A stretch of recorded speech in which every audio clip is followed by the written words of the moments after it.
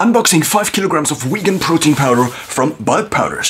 So what we will cover in this video is why this powder, my requirements, macro levers, meal replacement from bulk, why protein blend, ingredients eco-friendly, problem with plant-based whole foods, where do they offer, or where do bulk powders offer actually, so where do they have stores, finances, how much does it cost, then we will do a taste test, first dry and then with water, and obviously we also need to open the box at some point in time. Why this powder? I want OMAD, ideally vegan, high protein, no sugar or artificial sweetness, less than 50 grams of carbs, with 2 to 2.5 kilocalories, not kilocalories but actually megacalories, so 2 to 2.5 thousand calories, OMAD compatible, fitting into 2 shakers. What shakers do I have? These. And freezable. So what do I want to do? I want to create a shake for myself as a nutrition replacement. I do not need to eat this every single day until the rest of my life, but it should just be a good default that just is very time efficient and also is very nutritious. So the main problem I had in the past was that I either was constrained by only buying whole foods and I was also vegetarian. And since I was also vegetarian, the main problem I eventually encountered is that you don't have a protein lever with being vegetarian, provided you only eat whole foods. Why is this the case? For every nut, for example, you get a certain amount of fat, a certain amount of carbs, and a certain amount of protein. So theoretically, there is a lot of protein in nuts, for example. But if you then take into account that if you only eat nuts, you can't even cover your protein needs, or only on the lower side of your protein needs, and you don't only want to eat nuts, because the fat actually contributes so much to the overall calories, then this means that if you only can eat, for example, 2000 calories, let's just take the standard one, then you cannot cover your protein needs with whole foods. So what you actually need to do is you need to extract the protein from vegan protein sources unless you want to go vegetarian or eat meat. Now, vegetarian you could also do, but what I think is I also want to reduce waste. And since I want to reduce waste, I don't want to buy these dairy products that come in these plastic boxes. And of course I can eat eggs, but I don't want to eat 20 eggs a day. So therefore I figured I need a solution. Also, eggs need to be cooked somehow in order to increase bioavailability, and this powder doesn't need to be cooked. Point 3. Macro levers. So there are 3 different macronutrients. It's protein, fat, and carbohydrates. You don't actually need, or you can make the argument that you don't actually need carbohydrates. I don't want to dive into this discussion, but there are many that seem to work quite fine without carbohydrates, including me. Whenever I eat too much carbohydrates, I actually get brain fog, and also realized that I'm just on a much higher level of alertness if I don't eat carbohydrates. I need in overall less sleep. If that optimizes for longevity overall is another discussion, I would say. Now, previously, if I wanted to eat more protein, what could I actually do? I could buy eggs, but with every egg comes also fat, and I don't also only want to eat eggs, and also eating 20 eggs a day is not something I really feel really comfortable with, since I do want to reduce my ecological footprint and so on and so forth. The oil is pretty easy as a macro level. So if you want to increase your oil intake or fat intake, what you get is just oil.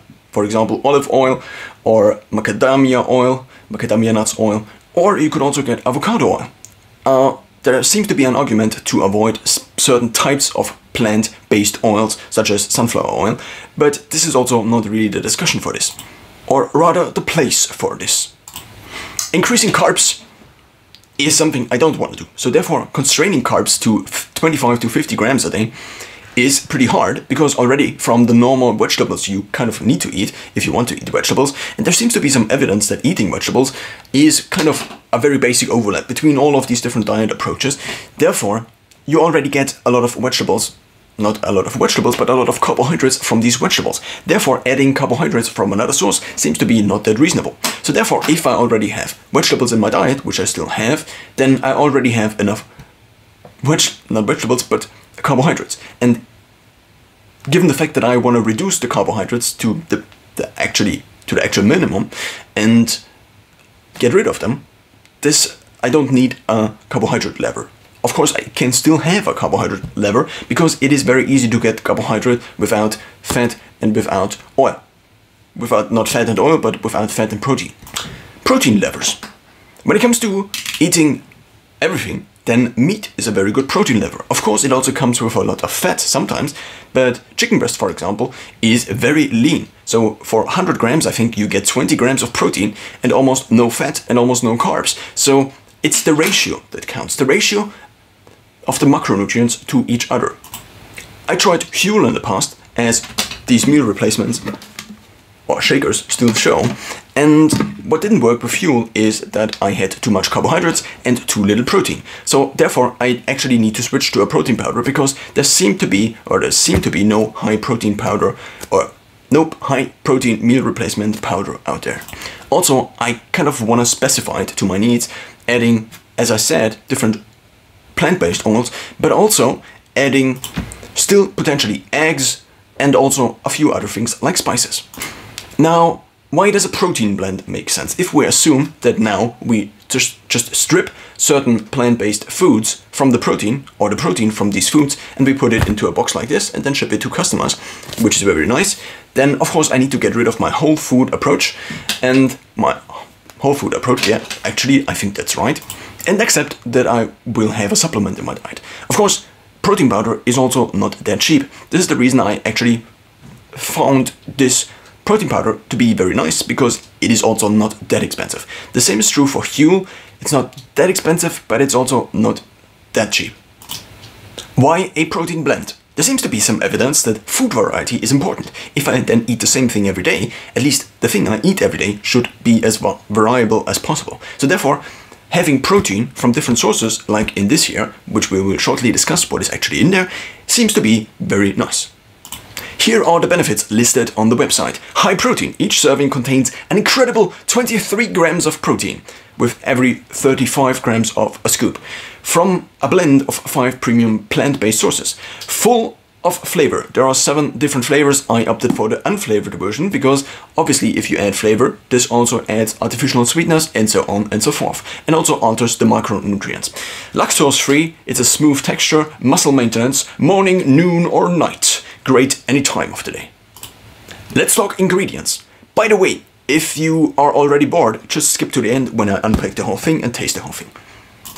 V Plus Protein Blend, consisting of pea, rice, pumpkin, quinoa and flaxseed. Our V Plus Protein Blend covers a range of vegan protein sources, legumes, grains and seeds, which will all complement one another, not only from a nutritional perspective, but also from a taste and texture perspective. So what they are alluding to is the fact that if you have different...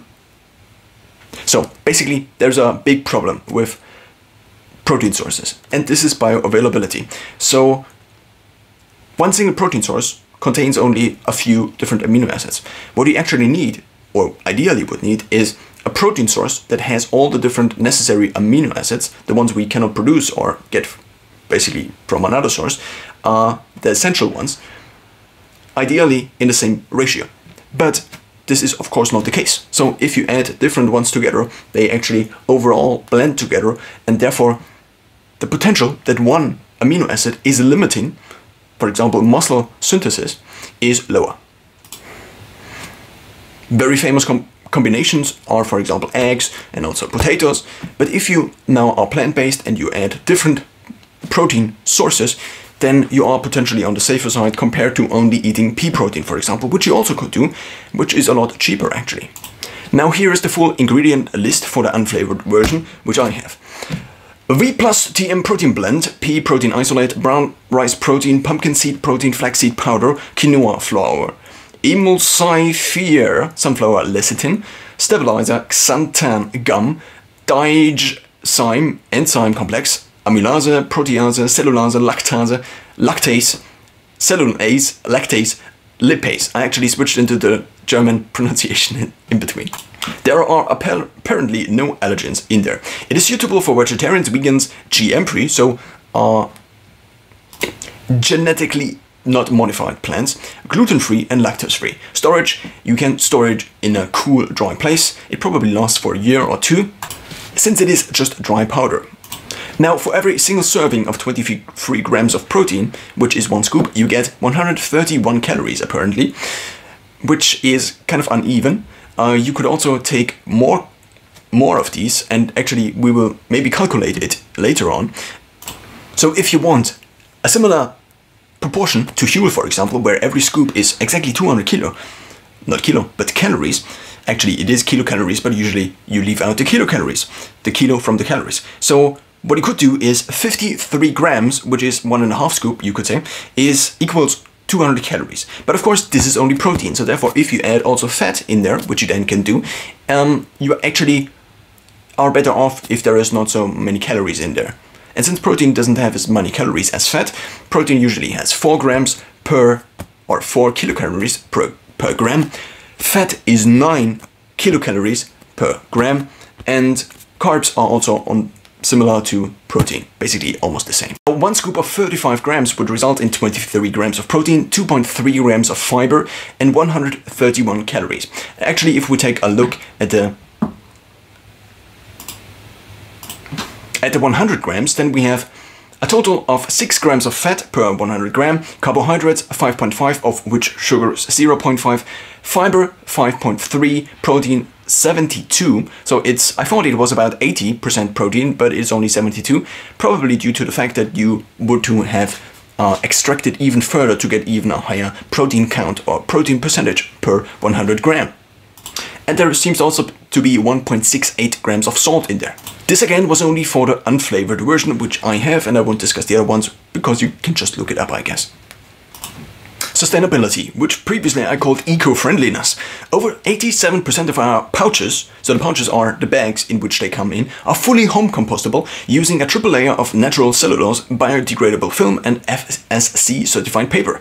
This year alone we have made some big changes. Over 90% of all our packaging materials have transitioned to sustainable alternatives. 12 million pieces of single-use plastic removed from our packaging, and over 1 million boxes replaced with FSC certified cardboard. So now if we take a look at the box, actually it comes with cardboard tape. It also comes in cardboard, and Huel, for example, also came in cardboard and also had this cardboard tape, but the actual bags were made out of plastic. So in order to also increase my overall sustainability, but decrease my overall waste, this is something I was really looking forward to, because this was just a very nice addition. In addition to this being comparably cheap, in addition to this being a protein powder that is also vegan, which I don't necessarily have to have a vegan protein powder, but if I can basically bring in 1 day of being vegan, then I just count it as a day of being vegan. And I already have a few hundred days of being vegan. I think it does make less sense to eat vegan all the time, and also to identify then as being vegan. And this comes with a whole host of issues, because if you then quit and so on.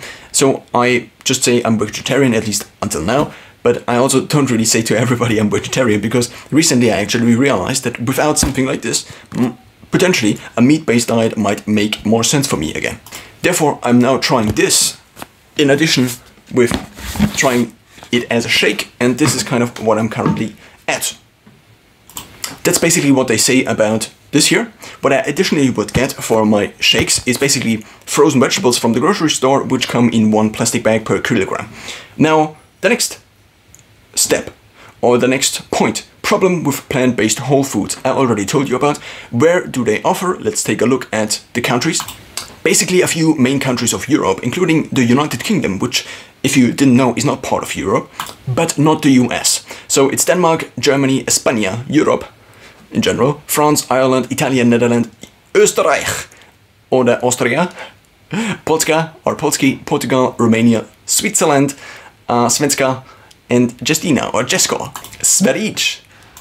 Now, according to the website, there only are, so if you take a 35 gram scoop, you get 23 grams of protein, but at least the MyFitnessPal tracking here, which I am currently accessing, says 25. And I think 25 is just very nice, either 20 or 25, because then you can calculate in your head how many scoops you need to take in order to maybe have 2 grams of protein per kilogram of body weight. So in terms of bioavailability, plant-based foods seem to be very low.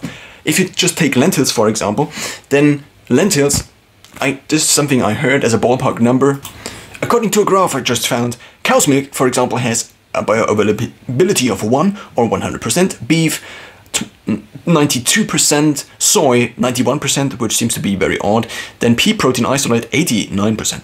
So what I recently heard is that lentils, for example, only have about 50%, and here, for example, are peanuts listed with 52%. This means if I previously covered my protein from peanuts and I ate a lot of peanuts, then for 100 grams of peanuts, you get 25 grams of protein, which is nice, but you also get 48 grams of fat and 7.5 grams of carbs. So this means you get 600 calories. Therefore, if you now want to just cover your protein, basically from peanuts, you would have to eat double the amount of the grams you would need. If you are on the very high end of, let's say, 2 grams of protein per 1 kilogram of body weight, which let's just assume I'm usually between 70 to 80 kilograms, so now let's just assume the 80 kilograms, then I would need 160 grams of bioavailable protein. If I now only have a bioavailability of 52, let's just say 50, then I need to actually double this number to 360.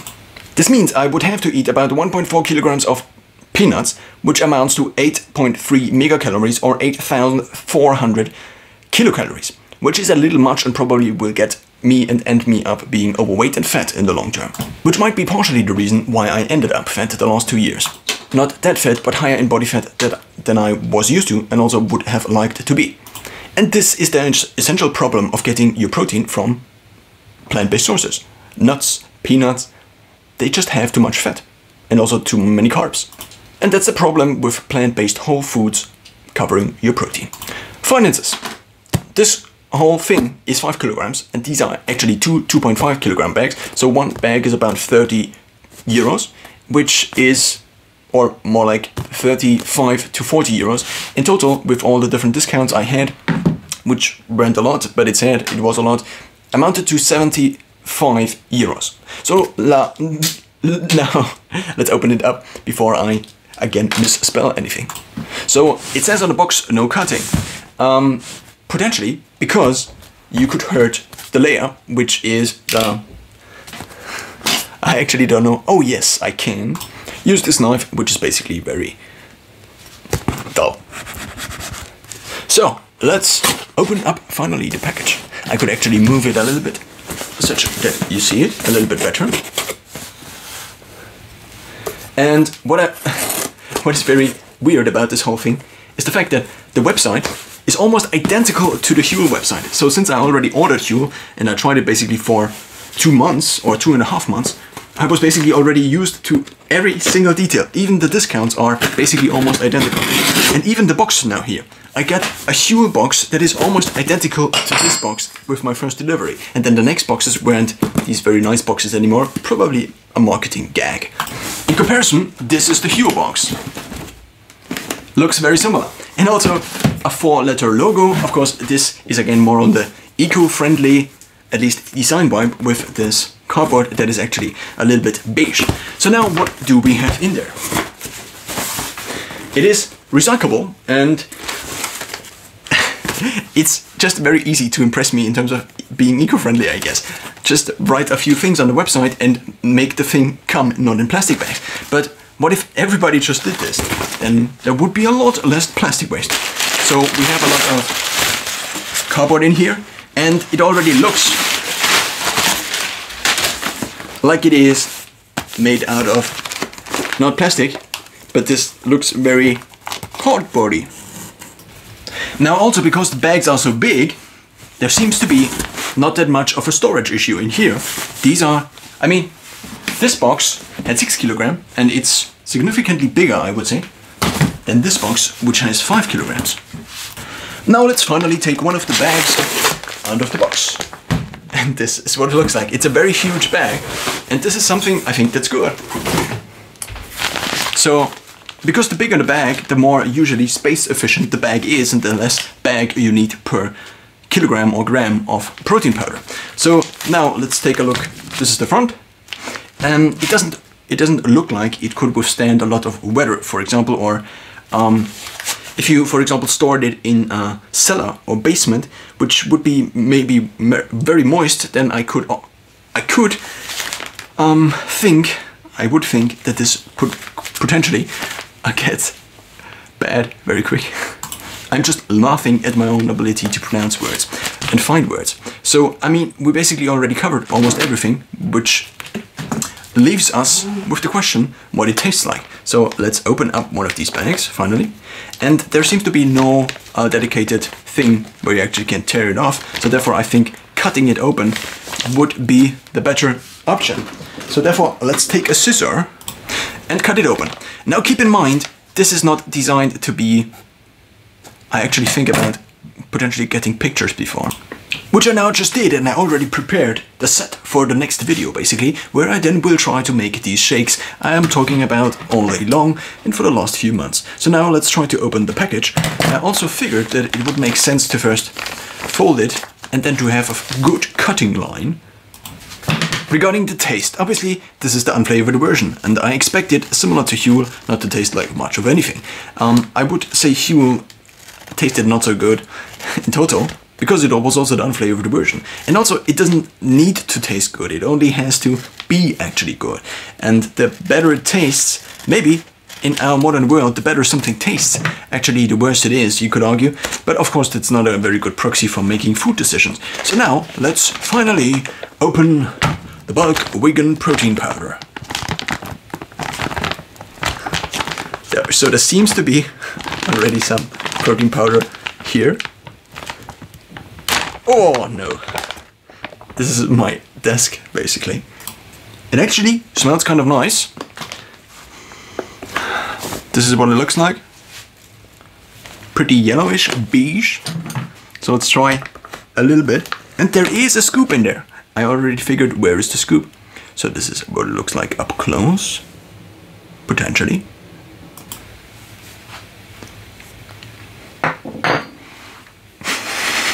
It does taste very similar to Huel. So the Huel taste, I think, is largely based on the fact that some of these proteins have a very distinct taste. For example, flaxseed has a very distinct taste. If you have it, a flaxseed oil, or if you have flaxseed powder, well, you have a very specific taste.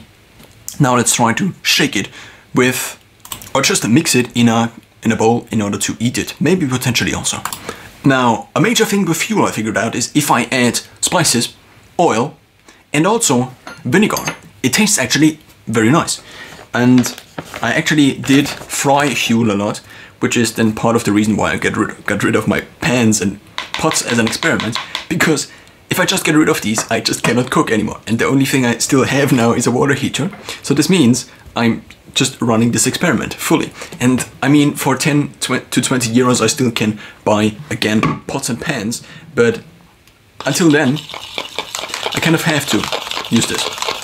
So now this is what it looks like if we just add a little more. Actually, it looks like a little bit like applesauce, you could say. Applesauce with bananas, maybe. I added another teaspoon, and now it is a little bit thicker.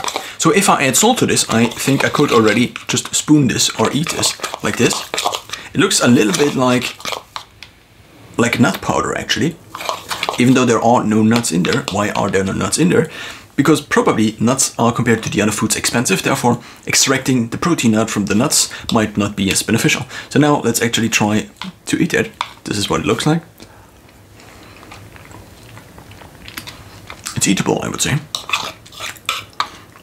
Of course, usually it's meant for drinking. And it's also, as they mentioned, it is very smooth. It is very smooth, you could say. Now, what you have to keep in mind is that a taste test is also dependent on how hungry you were at the point in time. And I already ate 1 to 1.5 kilocalories daily already. Not daily, but in the afternoon already.